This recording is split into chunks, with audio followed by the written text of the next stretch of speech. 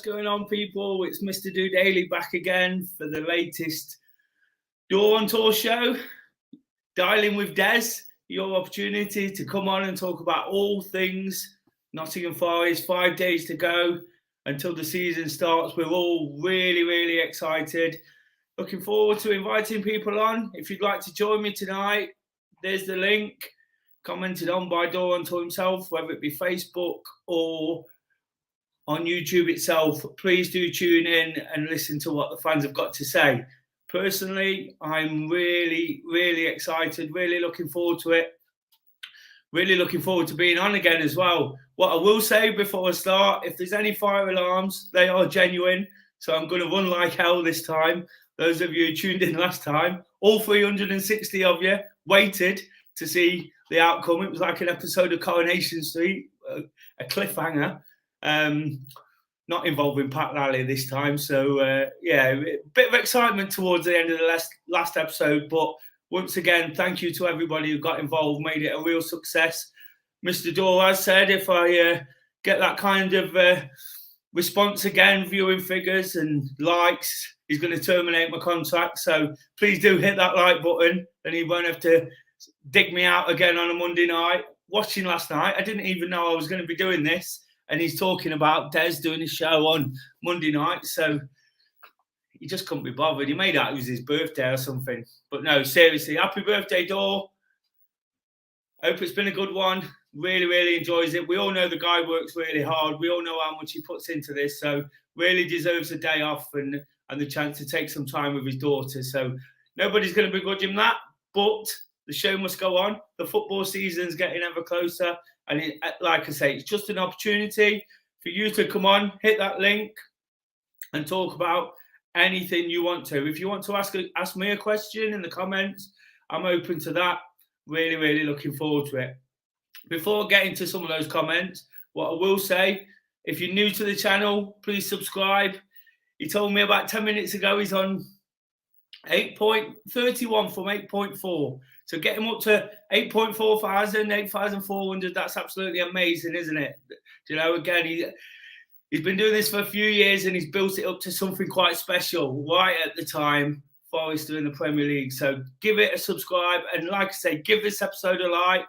You know, let's upset him on his birthday, shall we, by getting lots of great views and lots of great content. But no, seriously, get behind the channel. Keep doing it. Lots to come in the Premier League. Not going to say too much, but I'm privileged enough to know some of the plans he's got. So he's definitely working hard and there's lots to be seen on DoreOnTour. He'll be back later in the week previewing the game itself, of course, and the vlog. You know, check out all the pre-season stuff. They've been absolutely brilliant. Last night, I caught up myself after being away on my stag do. He kept referring to me being hungover. I just thought I'd clarify that. After being on my stag do, I caught up with the Valencia vlog from the weekend. Another good one. Dore himself seems particularly excited about a certain new signing. If you needed a clue, there it is. He's been really raving about him and saying how good it is. He rang me after last night's show to tell me. So really, I'm now really looking forward to seeing Jaylings and the rest of the boys. But like I say, tonight, it's just a bit of a free hit. Anything you want to talk about. I've just been watching the Watford-Sheffield United game. One of the transfer targets there. Dennis, not seen too much of him before, but he had a really decent first half. So whether it be transfer targets, predictions for the new season, just want to come on and have a chat, want to ask me a question, that's absolutely fine. Please do come on if you're up for it. There's people tuning in all the time. So get on board and get tuned in. I'll start off with some of the comments here. Shodoki says, yo. Chapo is one of our own. Daily is one of our own. I am indeed. Got Forest shirt on today, so really sort of getting into the spirit, really building up to what the new season's going to bring. Really excited for Newcastle now.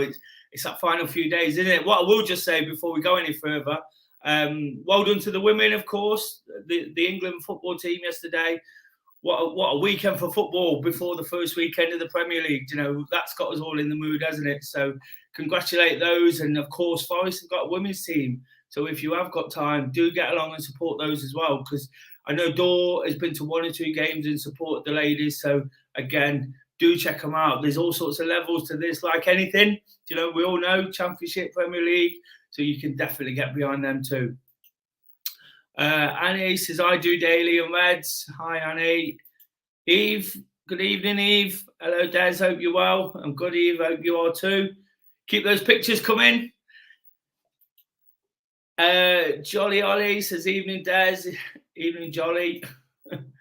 Gamer, evening, Des. Hope you're well. Evening. James, the same. Kev, evening, Des. Lots of people tuning in. Make sure you do come on, have a chat. Love to sort of discuss anything with you. Really need some people to come on at least. So there's no one queuing at the moment. So do come in and support what we're doing here on a Monday night. It'll be absolutely brilliant. I'm sure there'll be lots more of it to come throughout the season. Joe says, good evening, Des and chat. Hope you had a great weekend. I had a fantastic weekend. I touched on that stag do. Lots of Forest chat amongst that. Lots of the boys who I go to the match with and enjoy the season. So really pleased to be doing my stag do in preparation for the wedding. That's coming around quickly. And Dore's looking forward to it as well, even though it means he misses the Bournemouth match, which he's let everybody know already. Steve, get yourself on, Steve. Bring on the new season. Looking forward to it now. Come on, I've seen Steve I think it was Steve making a comment about Dennis. So come on and discuss it. That'll be a good conversation starter. Chapo says, YouTube goal, does Dore, don't give that much excitement, class. Mark says, evening, Des, and everyone else, hope you're well. James, again, Des, where else would you strengthen our team before the transfer window closes? Well, there's the first question, isn't it, in the comments? Personally, I think we've had a strong window, haven't we? I don't think anybody can deny how good the transfer window has been for Forest so far. I've said numerous times on DoreOnTour that at the end of the season, I didn't expect us to make so many. I didn't expect the money to be splashed. I thought there'd be more of the players that got us up. But as time's gone on, a realisation that perhaps these changes that have been made were absolutely necessary. You know, of course, we all love the guys that got us promoted and we fell in love with the loan signings, but we have to move forward, don't we, and keep moving forward. And as somebody who talks about being positive and encouragement through my channel, incidentally, do daily, I forgot to mention that. Please get over and subscribe to that. Dore really gets behind it. Just a different thing to football, but it gives me an opportunity to have a YouTube channel as well. So, but yeah, it just sort of, it's about moving forward all the time. And that's definitely what Forest have done.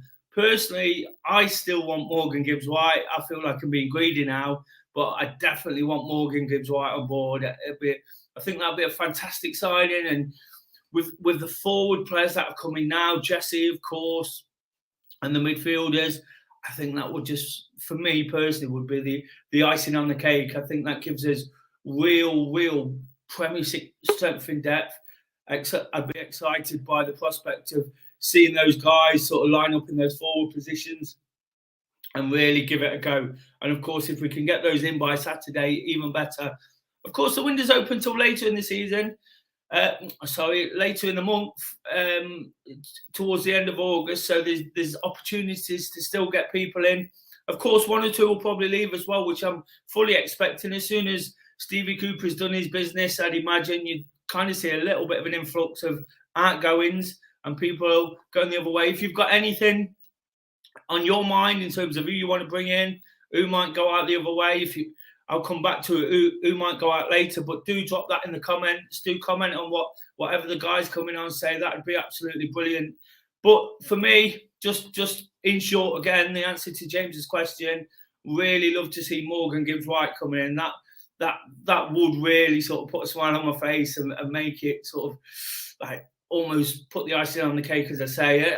We all saw a lot of him last season, and we know he's got quality. And whilst it was in the Championship, whilst he's still a little bit unproven, I just think sometimes you look at footballers and think, wow, they're going to go somewhere. And that was the point in Morgan Gibbs White where the penny dropped last season, and he's ready to take the next level. Just a couple of more comments.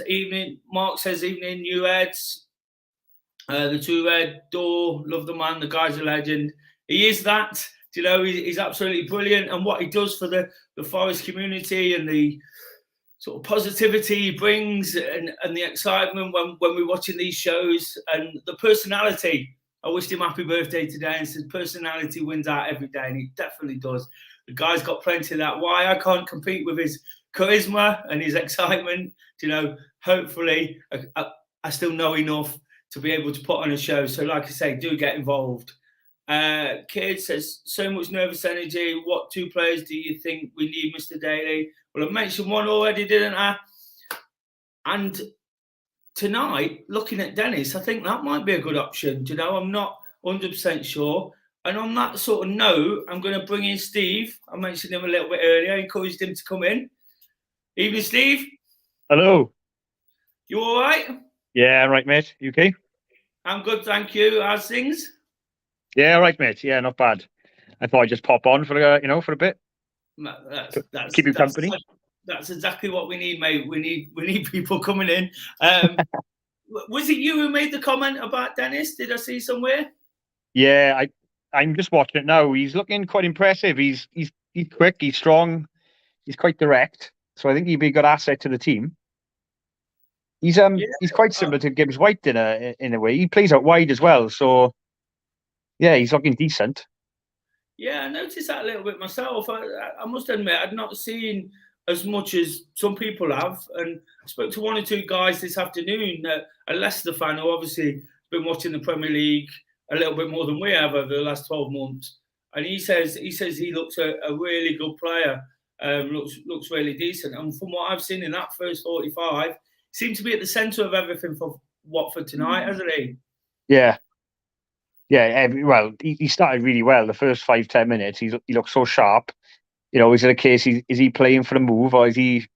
They've mentioned it a few times. They haven't mentioned any clubs, but I've mentioned he's been linked away from the club. So, no, I thought that was interesting as well, Steve. I heard that. Is it Lee Hendry on Co-Com saying? Yeah. Saying he's playing for the shirt. Is he playing for a shirt or is he playing for a move on television? Yeah, that's the thing.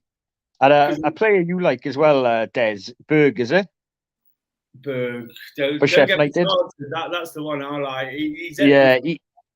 He's looking probably Sheffield United's best player on the park, to be honest with you. I think, Steve, I think he's a real cut above Berg. I think he's a level different to any midfielder in the Championship, and that's why he stuck out, and that's why. Evening. Whilst he didn't stick out, he didn't pop into my mind before. Gibbs White and Berg have to be absolutely fantastic additions. What would you take those two? Yeah, Berg and the guy up front. Well, that's really striker. Is it in Dyer? Is it? In Dyer. Yeah, that's all they got. But Berg definitely stands out, like you said. If I think most teams would take him. I think he's probably too good for the Championship. He is. So, how much are you looking forward to Saturday? Oh, I think is this week going to drag, or is it going to go quick? Oh, it's Tuesday tomorrow, so we'll be into 4 days, and really sort of excited about the coverage. Match of the days on Series Link and yeah, all these. I think all Forest fans are putting on Series Link. So all these things that we've been missing out. I think we're the main feature on the BBC this weekend as well, aren't we? I think when you read the write-up on Match of the Day on the planner, it says Forest return to the Premier League at Newcastle. Yeah, so that's quite exciting. I wonder if they'll do a football focus special on us as well. They probably do a 10-minute preview on Saturday morning. Well, I'll just let you into a little bit of a secret. I was actually around. I wasn't involved in it. I'm not saying I was privileged. I wasn't, but I was actually around when the interview for Football Focus was taking place. with the cheers. So I kind of heard a bit of it, but there you go. It'll be interesting when it goes out. It was in a local location. I won't give it away, even though I don't work for the BBC. So how do you think Saturday's going to go, Des? Do you think the occasion is going to get to the Forest team? Do you think we're going to be full? Are we going to be cagey? Are we going to go for it? What do you think? What do you think the approach is going to be? It's hard, isn't it? After the pre-season, it's not gone brilliant. The pre-season, the last game was much improved. Knowing Steve Cooper and the way they attack, I think attacking is the best form of defence. I think that they're going to have to put a lot of energy and effort into every game just to compete. Hopefully the players that they've signed are a level up. Are guys that can get around the football pitch, can maintain it for 90 minutes.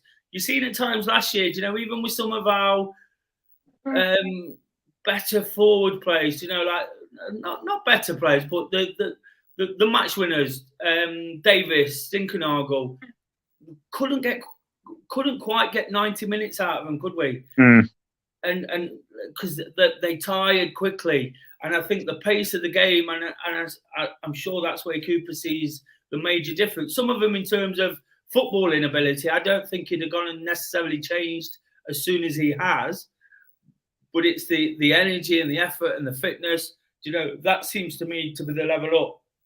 So I'm hoping Mangala, Niakate, they can really put a shift in, because I just feel over 90 minutes, week in, week out, they're going to have to play out the skin. Like we've seen in the FA Cup games, the pace they played them FA Cup games was incredible.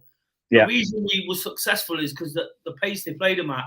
And it's not always like that in the league, against championship opposition. There's games where you're kind of flat for 45 minutes. I think about the QPR game at home, where we were 1-0 down, looked a bit flat. Never really looked like losing, but we come out second half full of energy and took the game to them and win. I don't think we're going to be afforded that luxury of a dodgy 45 minutes, or just backing off. So I'd like to see him really go at them. And one thing people don't talk about a lot with Newcastle is the dynamic of that football pitch as well.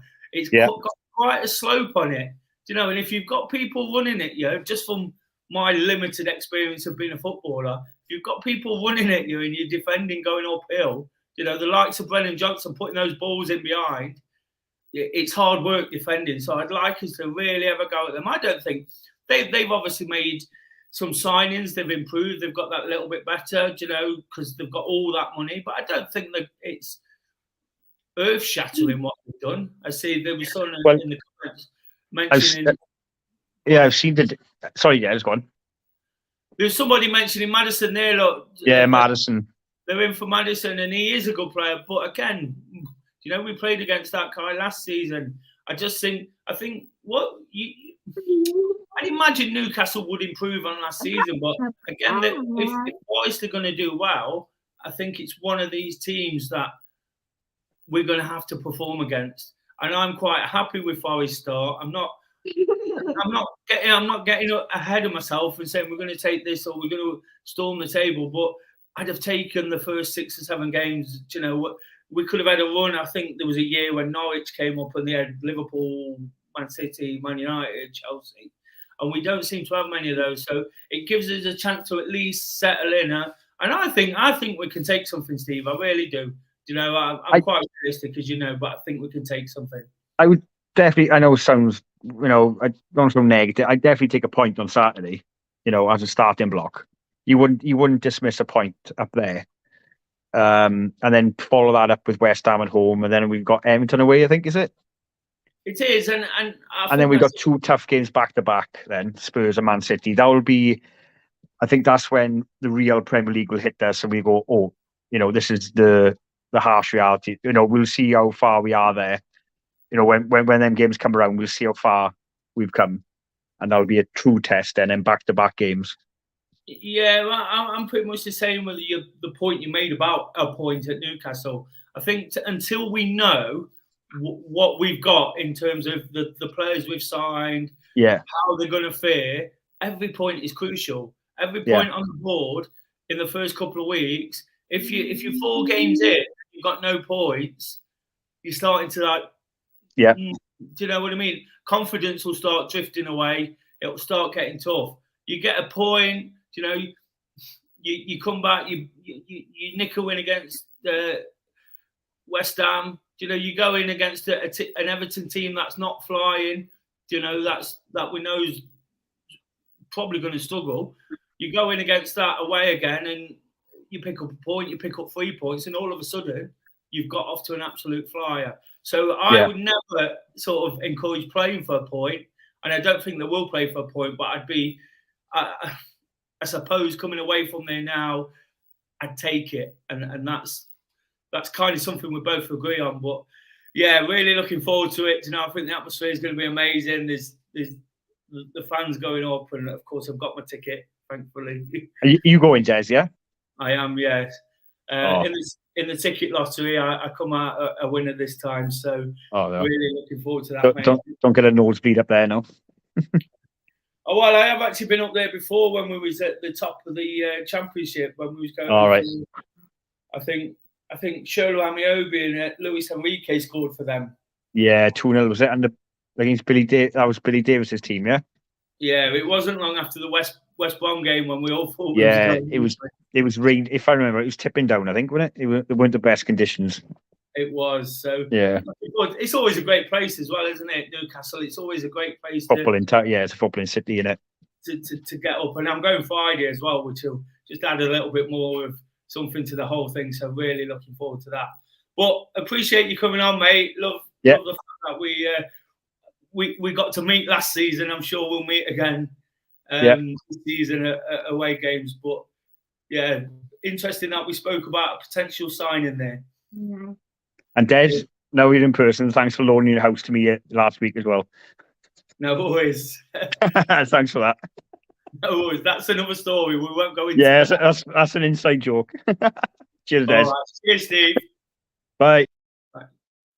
That was Steve, of course, one of the DoreOnTour regulars. He's a good guy, Steve is. Really appreciate him coming on to support tonight. And, of course, I'm sure you'll see him throughout the season on the review shows on a Saturday night when Dore gets us all on to talk about the games and pick them to pieces. I can't wait for that personally. I always, when we're talking about transfers, whilst it's great conversation and we get excited as football fans, I actually prefer talking about things that have happened, you know, commenting on things that I can feel like I know about, you know, that's exciting. But if you've got anything in terms of transfers to add, there's a couple of rumours coming in the comments.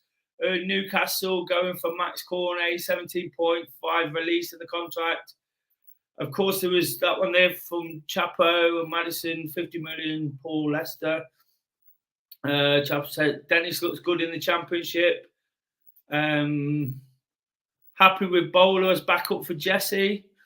Look, he's a good player, did well, you know. And I saw a point on Twitter about this one where somebody said that we can't sign 10, 15, 20 million pound players every week. We're going to need a few backups because people was already criticising. Whilst we probably do need a few backups, one point I made last season a lot was all I want to see Forest do is sign better players than they've got, because for years we took on all the players, you know, Harry Arters, Carl Jenkinsons, those kind of players who didn't really do the business. So all I want to see is Forest sign better players. And whilst I don't think he'd be first team right now, he's definitely a good footballer, Bowler. Even when we beat them 4-1 at Bloomfield Road or whatever it's called these days up in Blackpool, you know, he did show some real ability. So Bowler is a good player, somebody I'd definitely be fine with Forest signing. Paul says, come on, you Reds, roll on Saturday. That's the spirit, isn't it? We were all getting excited for it, all really, really looking forward. Wolverine said, you check the fire alarms, bro. Check the fire alarms. Like I said at the start, if it goes off, I'm going to run out screaming this time rather than ignore Kay thinking she'd seen a spider. But there you go. And I am actually sat downstairs tonight in case there's any such incidents. But joking aside, looking forward to everything. Dylan said, evening, Des. Evening, Dylan. Patrick says hello mate. Tricky Tree, hey up me duck. Lots of comments coming in. Mark says, hold on, Des, you mean someone has agreed to get married to you? Well, yeah, there you go. They have indeed. So that won't be long either. But we won't talk about that. Nick says, I've seen Dore's BT Sport feature in a clip on YouTube, a non-speaking appearance at the moment. Do check that out if you can. It seems to be flying around the World Wide Web at the moment. Mr. Dore's just gone up to the next level himself. I'm sure as the Premier League goes on, he'll feature on a lot more of this stuff. But yeah, I've seen it too. And that we've still not heard that crazy prediction. So wait, if he gets the speaking part, you'll all know about it and you'll all want to comment. Mark says, how did Berg play first half? Played really well, as you'd expect. Takes hold of the ball, really gets hold of it. And again, someone we've not really been linked with, Berg, isn't it? But somebody I've mentioned a lot. You know, I'd love us to sign, but somebody who's not really been linked in that sense. So, and just a comment from Swin. Hi, Des. Dennis looking good for Watford tonight. Another player we linked to. Indeed, Swin definitely has. We've already spoke about him. Really, sort of, what I wasn't expecting him to do was almost drop off and get the ball. But as Steve said, almost looked a little bit like Morgan Gibbs-White tonight. So interesting to see if any more comes of that.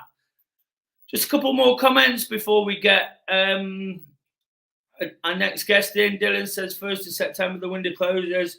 Of course, it probably won't be all over just yet, but we know that from January, we know Steve Cooper likes to get his business done early, work with the guys. And it's important, isn't it? Going into a new season, it really needs to see people close up. And this is an interesting one, isn't it? I don't know if anybody would like to come on and talk about this. Corban has gone to Olympiacos. More pain for Huddersfield. They must love us. Well, it's not directly us, is it? But I see your point, Mark. I was discussing this with friends over the weekend. It must be like, just go away, Marinakis. Somebody will be setting off fireworks somewhere. So, and Annie says, I think it's too late for Ghana. Before I get through any more comments, I'm going to get Ant in. Evening, Ant. Are you okay? Hi there. Yeah, doing well, thank you. Nice to speak to you again. Good to speak to you. Nice to meet you at Meadow Lane last week. Yeah, it was a pleasure, mate. So what do you want to discuss this evening? I don't know if you discussed it whilst I was messing about trying to get my phone to work properly. But I wonder if you thought Mango might play on Saturday. It's an interesting one, isn't it? Because we've signed him late. You know, Dore posed a question last night about Niakate and who will play in that position. And I made a comment without coming on about, I think, Nick, you've got to play these players you've spent a lot of money on. I know we've all got a massive affinity with Cork and McKenna and Worrell. You know, we'd all love to see that three go on and sort of do well again or do well in the Premier League. You know, we'd love that. We'd love to think that was definitely enough. But when it comes to Mangala, because that's who you ask about, kind of just changed my tune a little bit. We spent a lot of money on the guy. We've chased him. We've wanted him. He looks a top prospect, Belgium international. But he's not been around the club very long either, has he? You know, so how does he fit into the play? How does he work? Does he need a couple of weeks? He's not even played a friendly. You know, Jesse played on Saturday, played quite well. You know, did sort of, I've seen some sort of highlights reel and it seems like he's fit in. Seems like he's in the team ethos. There was a little bit of a scuffle. I've seen from the highlights where he was backing his teammates up. So without sort of seeing Mangala, I wouldn't be surprised. I wouldn't be surprised if he played. But I'm more inclined to think he might be on the bench. What's your thoughts, Sam? I think Mangala. I think he'll be fit enough because he's had a pre-season with Stuttgart, hasn't he? And Steve Cooper's had will have had nearly a week with him So it's a possibility. You've got to think, if he doesn't play, who we're going to play? It's going to be Jack. I think Jack might be, I mean, I love Jack Colback, but I'm not sure he's quite the right player at this time for us. I guess we're going to have to rely on Steve to assess whether he thinks Mangala's fit in well enough during the training sessions and he'll be able to do the job that he wants him to do. As normal, just in Steve, I guess. How do you see the midfield lining up on Saturday? What do you think will happen, and what do you want to happen? It's hard to say because Yates is not fit. O'Brien, I think, is a footballer. I think O'Brien is not a problem. I think he turns well on the ball, he gets away from players, he gets constantly fouled, which gives us a bit of breathing space, a bit of time, because it's going to be hard. I don't think a lot of people realise how hard this is going to be. Anyway, I love the enthusiasm of the Forest fans, and I'm up there with them all. But I think a lot of us get a little bit carried away sometimes and just think we're going to storm it and everything. Well, this Newcastle team, I mean, Bruno Guimaraes, not a bad player, in that midfield. Joe Linton, not a bad player in that midfield. And then we've got St. Maximin. It's not going to be easy. I've seen people say 5-3-0, 5-2. Forest are going to. I think it's going to be tough. I mean, a draw for me personally would be an excellent result. Away at Newcastle, excellent result. I mean, don't forget Newcastle, second half of last season, were just about the form team. Yeah. You know what I mean? They went from relegation certainties to finishing 11th or something like that. So it's going to be tough. As for our midfield, it's going to be either O'Brien and Colback or O'Brien and Mangala, isn't it? Do we have any other choices? As it seems at the moment, possibly not. So with Yatesy obviously not being fit, you possibly O'Brien, I think, is an absolute shoe-in. I don't. We've all kind of made our mind up about what we've seen at Huddersfield. Yeah. Again, just with Yatesy not being there, we're a bit light on numbers rather than ability, aren't we? It's banner in the works, doesn't it? Yates getting in. I mean, he came back against Notts County, and I thought he looked good. You know what I mean? To say he'd been out for a while, I thought he looked good. But then obviously he picked up another knock, and we're short on options. I think that was telling as well, wasn't it? When he went off against Notts County, it didn't look a great situation, did it? It didn't look like he was. It just looked like a bit of like he was walking off frustrated and a bit. It looked like it might be a bit more serious. Yeah, I mean, he wouldn't have wanted to come off, would he? That's for sure. No, he definitely wouldn't have, especially this close to the season. But no, I think they're getting there with that midfield. I think there might be one or two. People have asked me already who we're going to sign. Who do I think we should sign? And without sort of putting a name on it, I think there might be one other centre midfield player. Again, I mentioned Gibbs White. I'd love Berg. I'd absolutely love Berg, but I don't really see that one sort of happening. A lot of the Sheffield United fans were saying last season he was missing a lot of games. I mean, I don't know. I didn't watch Sheffield United last season. Well, I did on a few occasions, but a lot of Sheffield United fans were saying that, it was Morgan Gibbs White that was the star, and Berg would come and go. So I don't know what you can take from that. It's always difficult to judge in the championship, isn't it? Whether they're going to make that. We can only judge what we see, can't we? And from what I've seen, he's a brilliant player. What you see with Forest fans, saying Brennan Johnson's not turned up, and you're like, what? Yeah. We get a bit complacent and a bit greedy with what we want from our best players. And I think when you've got Gibbs White doing all the flashy stuff, Berg in there doing all the dirty stuff, picking up the ball, it's the way he kind of controls the football, and it's almost like there's a zone around him, and that's kind of the player Forest haven't got for me. I like Berg. He's a unit as well, isn't he? You know what I mean? He's a big lad in there. He is indeed. As you quite rightly say, I mean, it's almost heritage to say, but there were games last season when Brennan was missing. And like I say, if that was the game you watch, you'd think, well, what was all that fuss about? You know? So it happens, doesn't it? Absolutely. Well, thanks for coming on, mate. Really appreciate you popping in. You're looking a bit desperate for company, so I thought I'd help you out. Well, it's a little bit quieter this week when Dore dropped me in at the last minute, but there you go. That's not like him, is it, to get his admin wrong? But we'll move on. So thanks for joining us tonight. I thought it was funny how he dropped you in it, I must admit. It's quite funny. Well, I'm sure we'll see you again really soon, mate. Great pleasure, Dave. Talk to you soon. Cheers, Anne. That was Anne. Was lucky enough to meet him last week. The T-shirt Mr. Dore's been wearing since last week, I think. I think he's had it on every day. We are Premier League, baby. It was a little gift from Anne, so he's really pleased with that.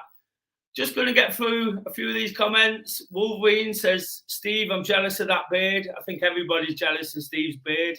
He looks like Simon Whitlock, if anyone knows who that is to me. The Welsh Wizard, as Dore calls him. Dylan's, what about Cornet from Burnley as well? Again, someone I don't know too much, but has played in the Premier League. Annie says Cooper is bluffing the pre-season. He's going to storm the Premier League. Well, let's hope so, eh? We all want that to happen. Dylan's back in. Max Lowe coming on. Interesting this, because I know a few Sheffield United fans, and they really don't want him to succeed because he had a great season at Forest. They're really trying to dismiss what he did for us and say it was just a flash in the pan. So hopefully, for Max's sake, he does well. Or he signs for Olympiacos. We wouldn't mind that too much either, would we? And there's a comment.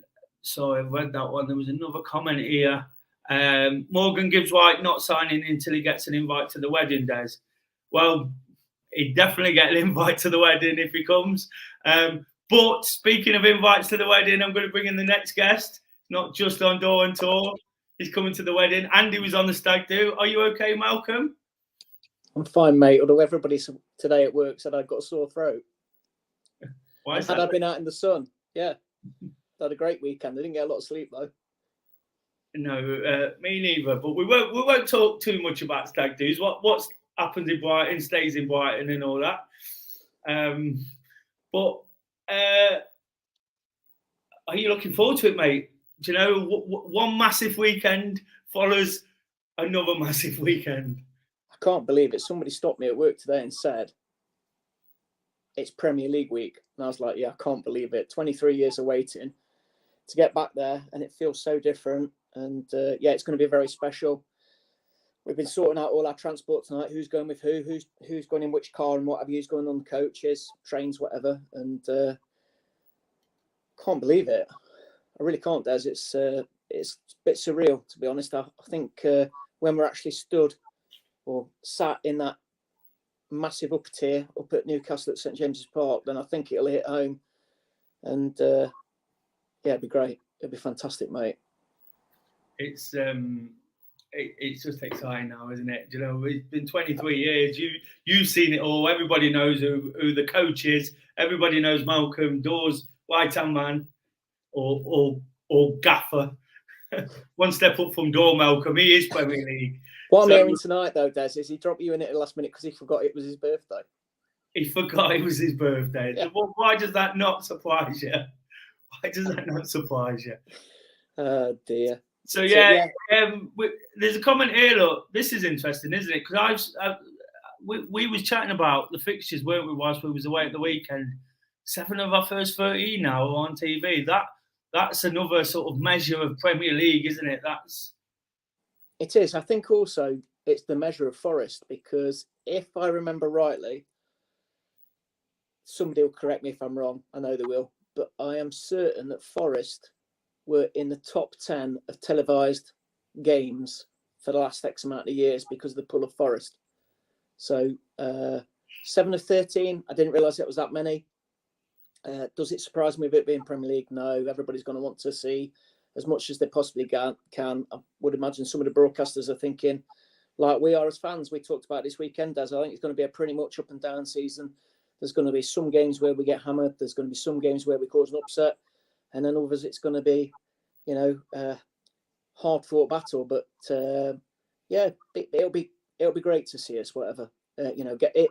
The Premier League is meant to expose Forest to more and more people across the world. I mean, I've been to shop today, as you know. I went to go and collect some Newcastle tickets for a couple of the lads who couldn't get down and get them.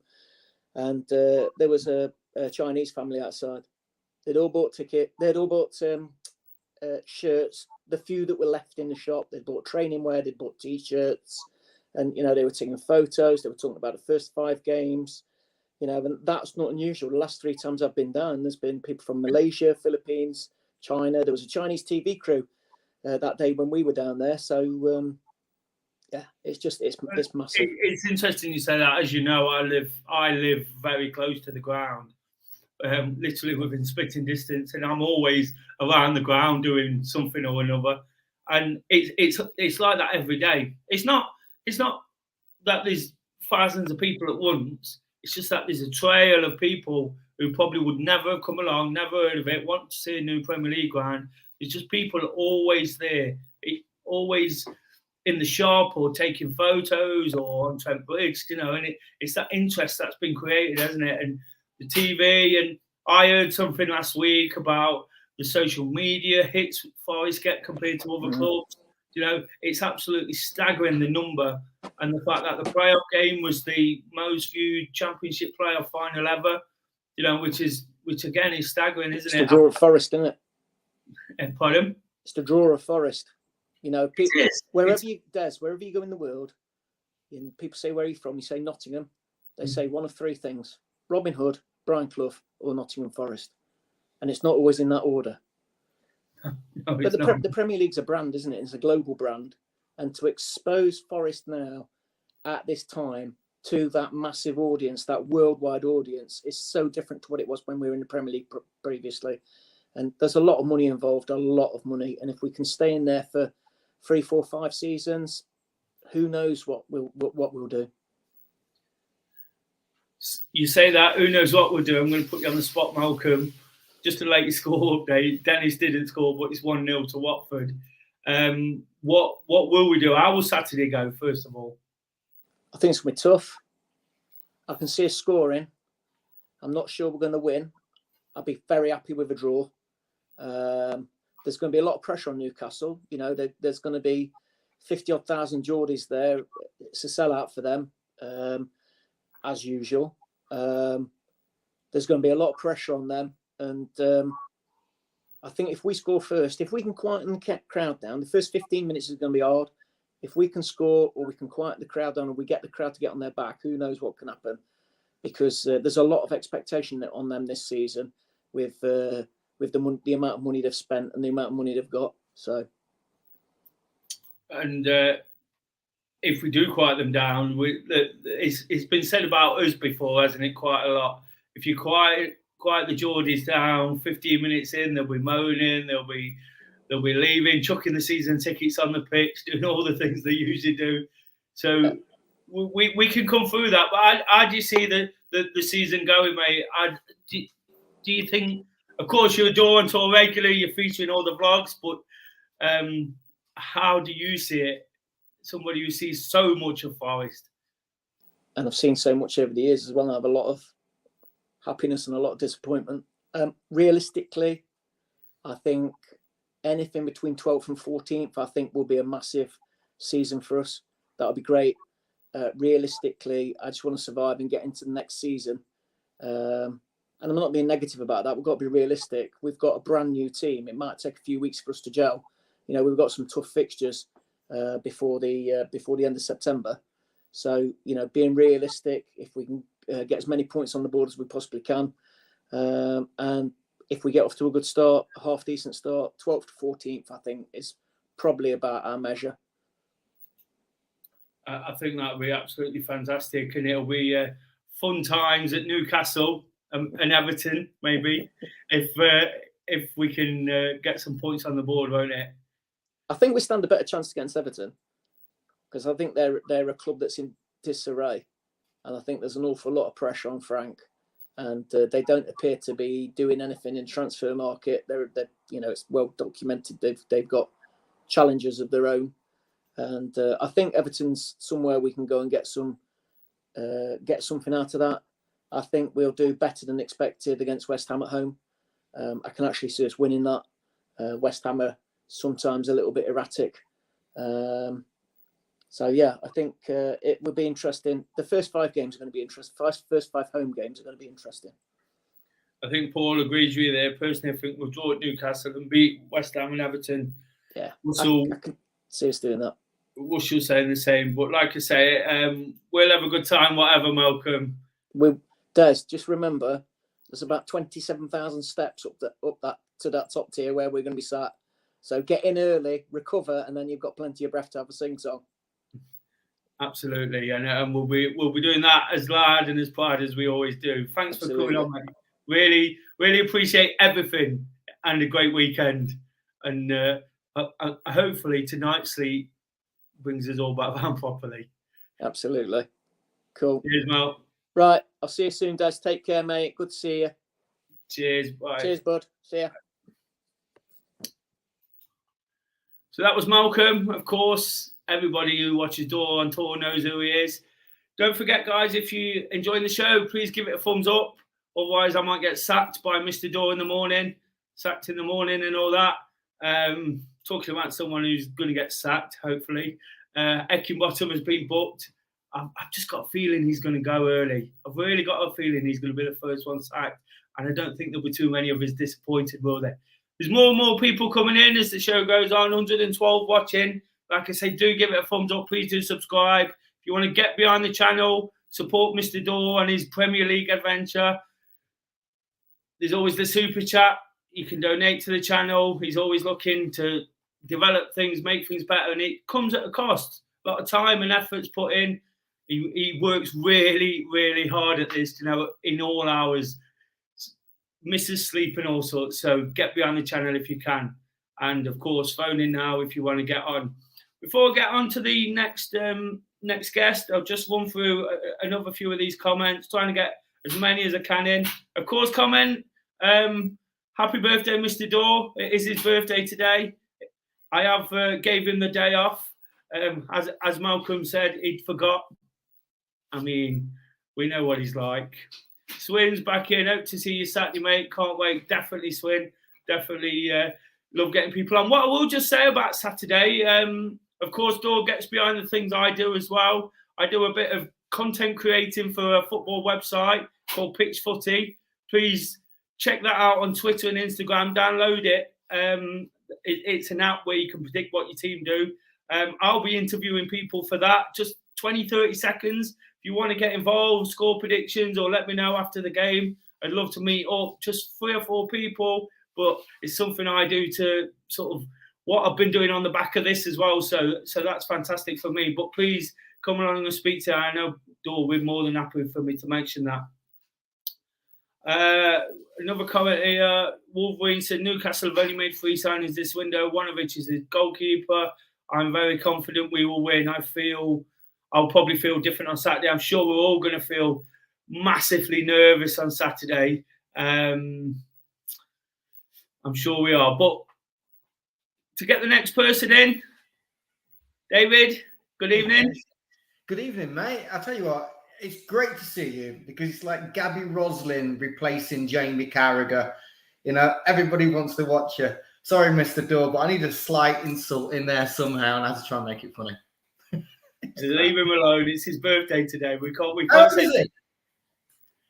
Or we could forget it's his birthday. He seemed to forget himself. Look, happy birthday. So are you looking forward to Saturday in the new season?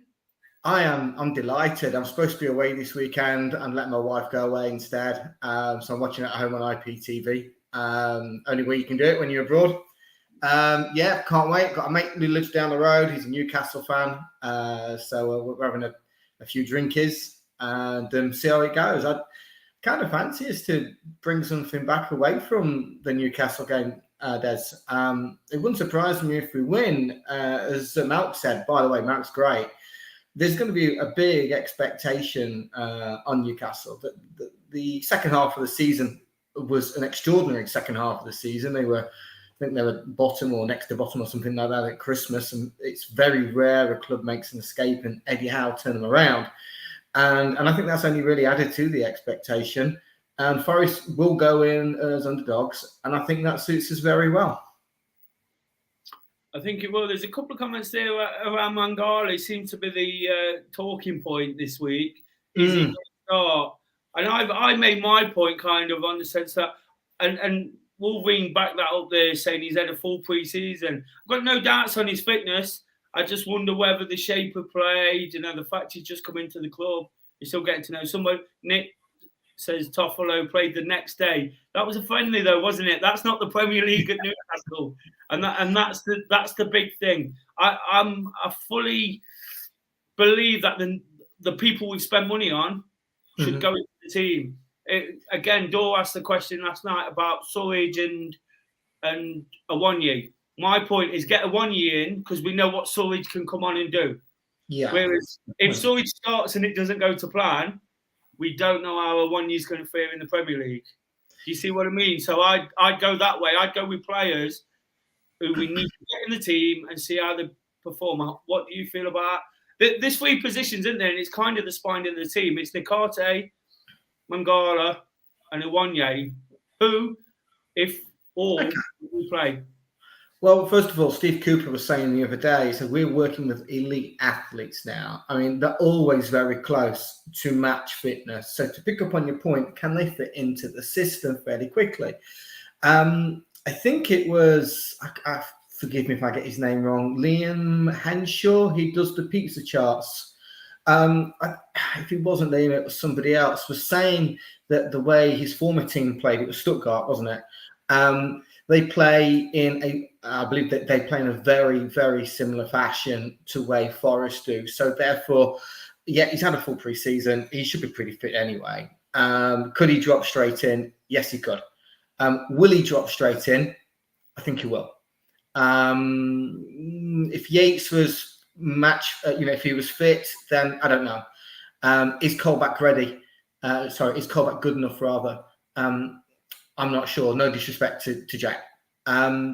With the Surridge and Awoniyi situation, first of all, I want to tell you, Friday night I was out in town and I saw a lad about 18 years old wearing a Nigerian shirt. So I went up to him to ask him about Awoniyi, and he said, "Are you English?" I went, "Yeah." And he said, "Do you support Forest?" I'm like, "Yeah." He said, "Well, it's all about Jesse Lingard, isn't it?" And that's all he wanted to speak about was Jesse Lingard and not Awoniyi. So that was interesting. But I would go with the fact that I would bring Surridge on as a sub if needed. I would start Awoniyi. He 15 goals he got last season in the Bundesliga, and it is a tough league. It really is a tough league. I'm not an analyst. I have been reading the reports that the way that we've been playing the ball into him, we've been playing it into his feet, whereas he likes the ball coming past him. And we saw that really well when McKenna played that delightful Dave Mackay, Glenn Hoddle type-esque ball through, which was, if that was in a league game, then Gary Lineker match of the day will be on all that all night long because it was such a beautiful pass. And he knew what to do with it. His body shape was great. The pass was good. Actually, no, the pass wasn't good. The pass was exceptional because Johnson had to break through the, you got the offside situation there. He had to go past 2 defenders with the ball. And the pace on the ball, it was absolute inch perfect. And the one a few minutes later where the goalkeeper saved, maybe that was a little bit too, when he released the ball for the cross, and maybe that was a little bit too close. So would I have him start? Yeah, absolutely, I'd have him start. Actually, I think Newcastle probably run through our team and probably get 10 out of the 11 players right. I don't think that we're going to pull any surprises. However, Surridge is a surprise, and his goal the other night against Notts County was a delightful finish. The only thing I'd like to say is he took 2 touches and then he hit the ball. So he controlled it, he touched it, then he hit the ball. I think that's probably 1 touch too many in the Premier League. The defender, I think, would have been a little bit closer to him. But, obviously, different skill level there with that defender. We're looking at non-league as opposed to Premier League. But his finish was delightful.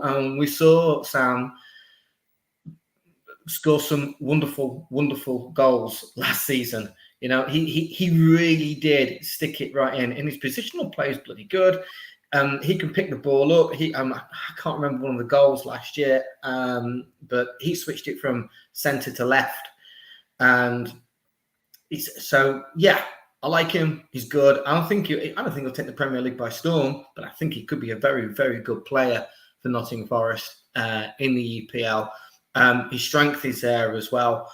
But yeah, I'll go with you. I'd have a 1 year up there. You mentioned teams like Everton not signing any players and what have you. I mean, Everton is a decent bet to go down, but I don't think have Leicester signed anybody yet. I mean, what's happening at Leicester? And I see that Forest. Sorry, guys, go on. I was chatting with a Leicester fan today. I know one quite well, and I was kind of saying, is there any chance that they're going to really struggle? And when he reels off some of the players, you have to remember that they've got a very good squad. You know, and they haven't signed anybody, but sometimes I don't think it's all about necessarily signing players. I've said it numerous times already. I've said it tonight. You've got to sign better than what you've got, really, haven't you, to make progress? Leicester have got some brilliant midfielders, Maddison, Tielemans, you know, who's still not left. They might leave, but they haven't. Barnes, you know, other players in the team. This guy was raving about the centre back. I can't remember his name. And last season, Leicester had the UEFA Cup campaign or whatever it's called these days, you know, to deal with, and that they really struggled with injuries, particularly at the back. When all their injuries come back, when they was out of that competition, which will be interesting with the teams that are in it this year, and when we play them, when they come out of that competition, they won 6 out of 7. You know, they went from 13th to 9th, I think, within the space of a couple of weeks. So again, the point I guess I'm getting to with all that is it's the dynamics of the Premier League as well, isn't it? You've got to remember the World Cup's going to be a part of it as well. Yeah. And I was having a conversation today. I feel we have to start. I feel we have to start really well, hit the ground running, because you don't want to be struggling going into the World Cup. And I know they've extended the season a bit longer, but they always say the team on Boxing Day, bottom of the league. And that psychological thing is going to then kick in, isn't it? So I think it's so important for us against these teams early on is to almost hit the ground running, get some points on the board and make sure we get somewhere. Just before I move on, mate, I just want to read a couple of things out. I know it's important for making him a few quid. You know, I never see any of this. You know, got a wedding to pay for and I never see any of these fees. So again, thanks for the 2 quid. Andrew, Dore's a squad player, Des is king. Totally agree with that. Happy birthday, Dore. What is it we sing? You're not famous anymore. Dore not famous anymore. Dore's in the stiffs. Zahir says, it's my birthday too. Happy birthday, Zahir. And he was born on the same day, same age. God, you're old. I didn't realise you were that old, Zahir. That's black and white television, that is. Ez said, yes, David Paul. And speaking of David, so you might know this guy. See you on Saturday, Des. David Johnson. Can't wait. Really, really can't wait. Hopefully get to say hello and discuss tactics again. It's been a while. But no.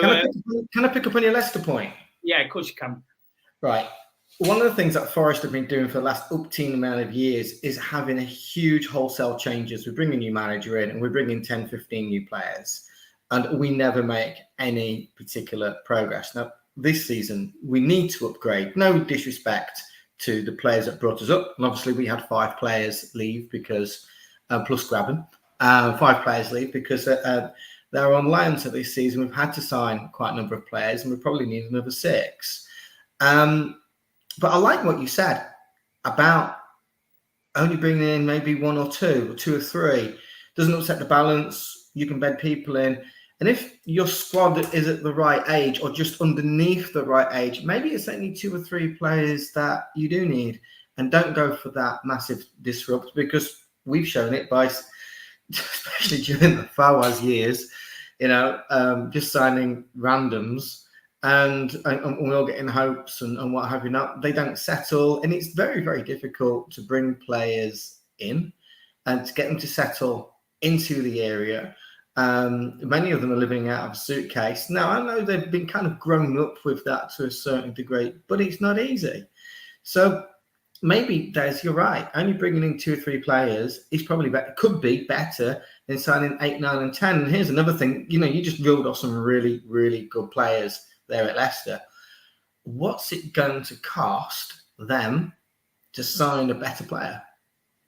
Well, that's my point. And another point on Leicester, we'll get back to Forest shortly, is Jamie Vardy played 20 games, and it's going to cost them £100 million to replace Jamie Vardy's goals for what he's done to them. Yes, they signed him for £1 million. He won on the Premier League.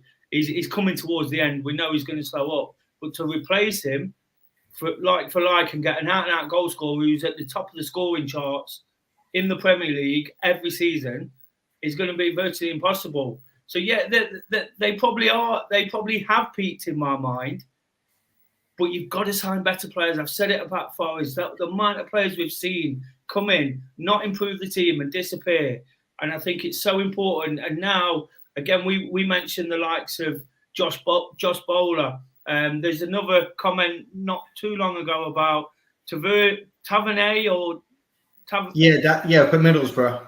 He's gone to Bournemouth today for 12.5. But if he wasn't going to make the team necessarily better, then there's no point. The lad, I can't think of his name, double-barreled name. He tore us apart a couple of times down at Hull City. Possibly. Can't think of his name, but I think. Pardon? What's his name? Keane Potter. Something like that. Yeah, Keane, Potter, Calvert, something in the jig. Again, it's a young man from the Championship. We've got plenty of those already. Do you look to sign somebody else? How many of those can you take? Whereas you bring in, I was going to say Liam O'Brien, who's, I believe he's 24. He's a little bit older and got that little bit more experience. I knew somebody would help us out. Thanks, Gordon. Cheers, Gordon. Thank you. We've got another month until the transfer window slams shut. Do you see us bringing anybody in? Do you see any more players coming in? And if so, where do you see it? Yeah, it's a good question. I think we need to sign 18 players in total.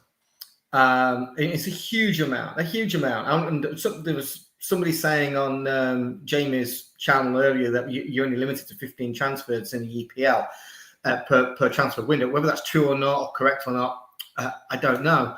But if you look at us, how many players from last season who are still with us would you give a go? I mean, you got Worrell, you got Cook, you got McKenna. Then you got Yatesy, you got Johnson. Where are you going next?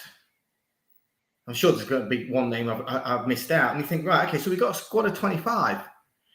I've named 5, and then you got, okay, so maybe we keep Surridge, just on the periphery. I mean, not to get rid of him, but to try and think of him as a first teamer.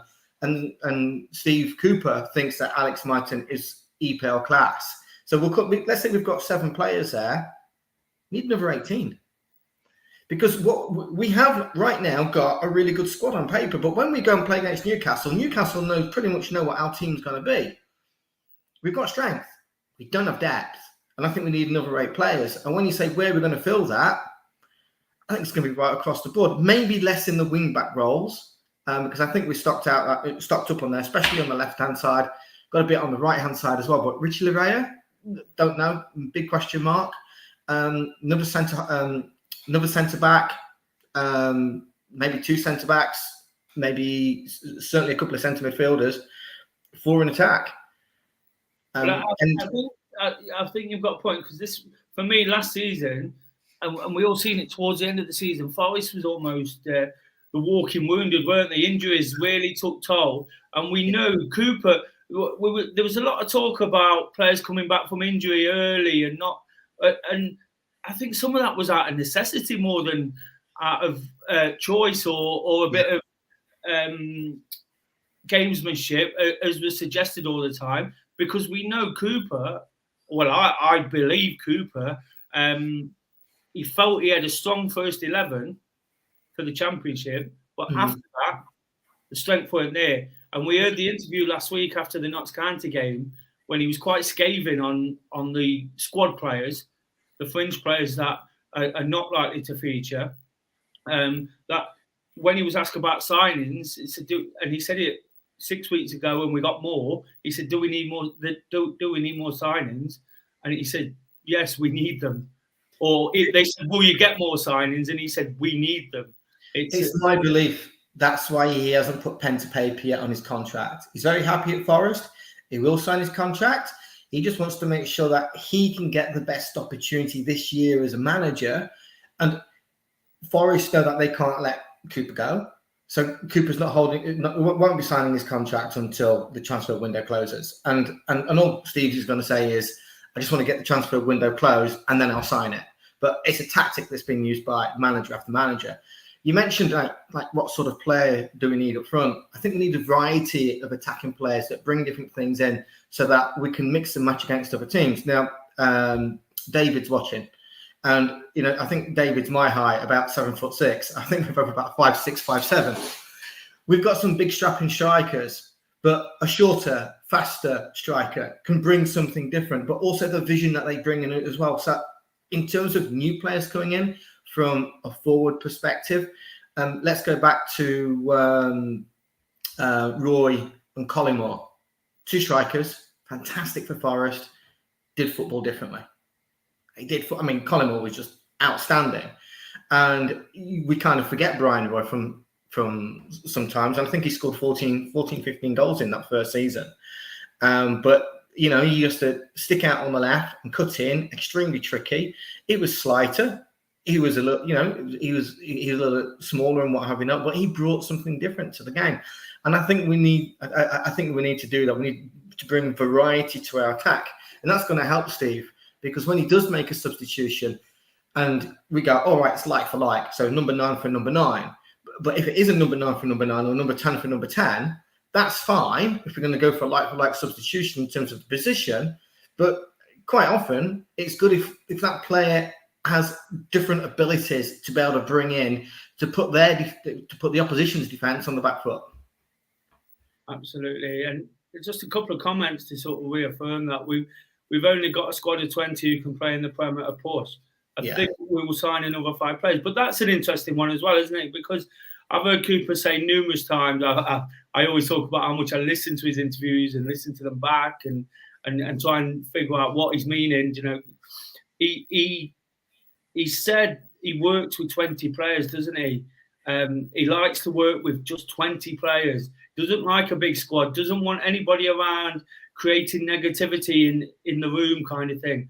So I think what we're going to get, whilst that's a great point there about 20 players who can play in the Prem, I think you might see 1 or 2 young players fill up the last couple of places. I've mentioned it myself in Dale Taylor. I know he's quite young and he's still not really gone through the under-23s, but I think you might see 1 or 2 surprises in those positions because he likes to train. But going back to your point, David, I think he's still just that little bit short. Those attacking positions, have we got enough? There's a lot of talk about Awoniyi, and Surridge being effective. I believe he's effective at what he does. I'm not quite sure he's going to take the Premier League by storm, but I think Surridge has got a massive role to play because he can hit the target. He can find the goal. He's got goals in. Pardon? Yeah. I mean, we think Brennan is a really, really good finisher, and he is. You just need to see the chances that he has. And I don't know the stats, but most of them are on target, and most of them are troubling the goalkeeper. They're not going down the goalkeeper's neck. Surridge is as good as Brennan.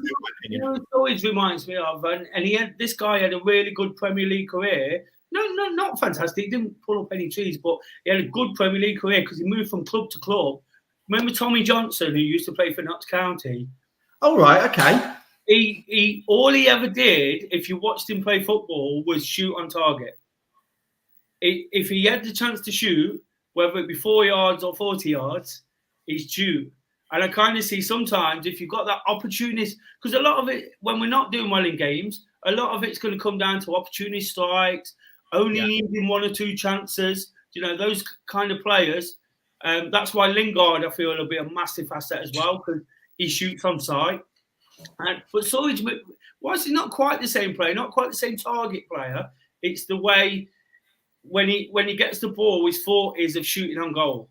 He's not scared, is he? You're completely right. I think there are a lot of strikers, and Forest have been guilty so many times of this in the past. Of I'm just going to pass it once more. Yeah. And a tackle comes in, or the ball gets over here, and all of a sudden we've lost the impetus. Even if we've been able to collect and recycle the ball, we've lost the impetus of that attack. Shane says that Morgan Gibbs-White just feels like the missing piece. A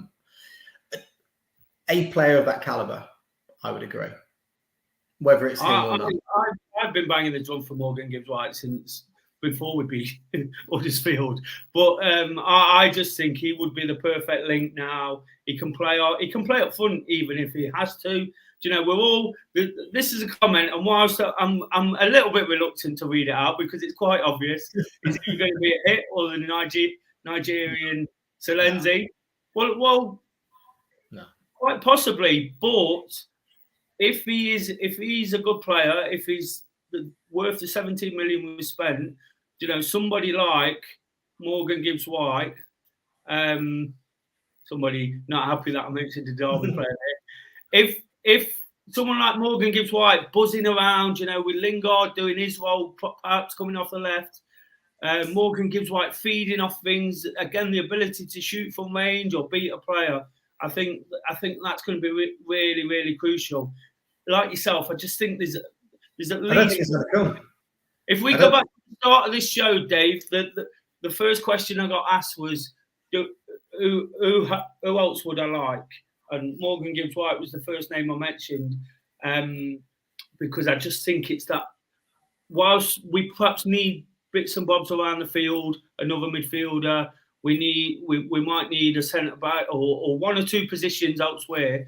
I think that's going to be the crucial one. Can I ask you a couple of questions about him? Of course you can. He's got 2 years left on his contract, right? Question number one is, do you think Wolves would benefit from him?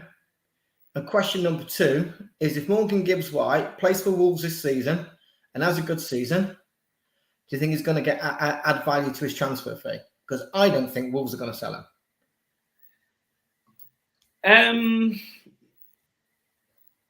I don't know, is the honest answer. I don't know how he views what I can see. Again, one of the reasons I'd like to see him at Forest, and this is from my point of view, not anything I might have heard or seen or read or anything. He just fit into the Forest system. He seems to me, he seems a guy a bit like Jed in many ways, that needs an arm around him, needs to feel part of something, you know. And he got that at Sheffield United. He was part of the team. And if he can't go back to Wolves and get straight into the team, because they've got some brilliant attacking players and players in his position, if he can't go back, he probably wants to progress on from Sheffield United and work with Cooper. You know, a manager that gets a manager he's worked with, but someone who gets out of young players, develops them, makes them better. If he goes back to Wolves and he's got to fight for a place and it's not happening, you know, his confidence might take a hit. He's not in favour. The crowd get on his back. His value comes down. All of a sudden, Forest are not interested anymore because they've moved on. Do you see what I mean? And I just think it would, whilst it makes complete sense to me and you and anybody who's a Forest fan who wants good players, it just, for me, it makes sense in general. You know, someone might see it completely different and think, well, no, because just fight it out at Wolves. If it works at Wolves, then it's going to be worth 60 million in a season or two. But I don't see what value at this point he gets with the players he's got to compete with. You know, they've got some top players up front. The Portuguese lads who've been their trademark almost over the last couple of years. And I think they've got a Portuguese manager, haven't they? So, you know... August is going to be really important. And I think there's only really one person who's watching this that can really talk about this will be David Johnson. In fact, that you've gone through pre-season, you've put everything in, you're having a crack, you think you can get in, and from the first 2 or 3 weeks of the season, you're not getting a sniff. Do you start to get itchy feet and want to put in a transfer request to a club that says, we're going to play you 30 to 40 times this year? So let's wait until around about the 20th of August, because it closes on the 31st. Is that right? I think it's the 1st of September. I'm just going to read a few comments just to sort of, in the fairness of balance. Gordon says they can't see Wolves selling him. Again, I can't personally, but from Morgan Gibbs White's point of view, I see a reason why he might want to leave. Forest, is there a danger we're becoming a tad obsessed with Morgan Gibbs White, which could lead to disappointment if we don't get him? As fans, it doesn't matter, because yes, we might be disappointed, but if the club aren't obsessed with him, that's all that matters, isn't it? If he's the only egg in Steve Cooper's basket and it doesn't happen, then that's a disappointment. But as fans, we're just speculating. This is a guy I'd like to see who's still sat at a club with nothing really happening. Nothing really happening in terms of game time. Will he be there? Will he not be there? So for me, again, people have asked me the question throughout. Is somebody on the radar? And he won't want to loan to a championship club, and I can't see Wolves loaning him to Forest. No, or any other club in the EPL. No, so again, that's why he's creating a lot of conversation. Again, I just think it's somebody who would fit the system, fit the ethos around the club. The young, vibrant players, we've got a bit of experience now. O'Brien brings some, Toffolo brings some. We've still got the players that were there last year who are going to stick around the squad. We've got Lingard, and Lingard's the one for that. Yeah, so I just think, for me personally, that I could be obsessed, and I could be disappointed, but that doesn't matter as long as the club have got their sort of side of it sorted. Here now is the time to buy Morgan Gibbs White. One good season in the Prem and his value doubles with his age and his potential. Again, exactly what I said before. Somebody was asking me why I do like this guy and saying, oh, he'd only played in the Premier League. Someone I was talking to in the pub the other day. And I just said, he's just that good.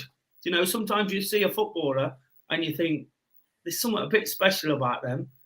And again, it doesn't, there's levels to this. He's not what Ronaldo was at 22 or I mentioned Dale Taylor before. He's a young player. He's not what Morgan Gibbs White is, but you see something and you think they could progress. Why do players like, we'll go back in time, Wayne Rooney and Michael Owen come straight out of their reserves team, straight into men's first team football? No loans or anything like that, because they could step up.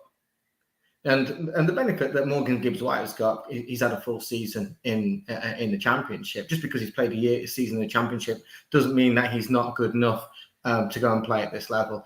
And there are other attributes that you can bring into it as well. Let's just put the playing ability to one side, which I know is the most important thing.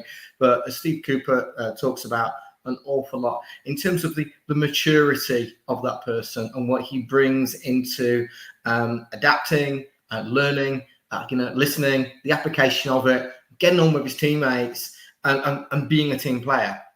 Because let's just put the ability to one side. Forrest can go, right, okay, he scores 10 out of 10 on all of those. So if he's only scoring a 6 out of 10 or a 6.5 out of 10 on the ability for the moment to make it into the EPL, he brings it up from the other areas. It's not, it sounds odd, but it's not just about the ability. And we've heard, or we've seen in the past, wonderful players with so much ability and they go and lose it. But they stop playing. Why? Because they don't have what it takes to be a professional footballer operating in a professional team. So I just want to throw that in. I think if we bought him, he'd play. I think he'd do well for us. The fact that he played in the Championship last season, not a problem for me. His age, his price, people saying 30 million. If Steve Cooper thinks he's good enough and Steve Cooper won the World Cup with the under-17s a few years ago, then I'd pay 35 or 40. And that sounds absolutely ludicrous money. You stick that guy on a 5-year contract, and as one of your comments, there's one of the comments that came up there saying he has a good season. You watch his transfer fee double. You're absolutely right, and we're playing Moneyball here. Well, exactly, and you look at the players we've already got. You know, Brennan is the classic one, isn't it? When people talk about fees and what you pay, would we want to sell Brennan Johnson for? What would it take? What would it take for somebody for us to sell Brennan? It's going to be north of 50 million.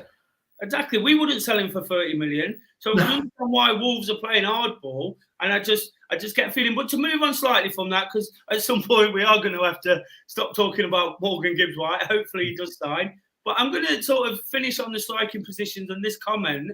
Lads, the ball doesn't stick up there. We need Keenan back to bring in others. We need him back very badly as part of the original group. He is important. So what do you think about that, Dave? I'll give my opinions after, but Keenan, do you want him to still want him back? I like him. He's just. I think sometimes you can judge a person by looking at their face, right? That sounds odd.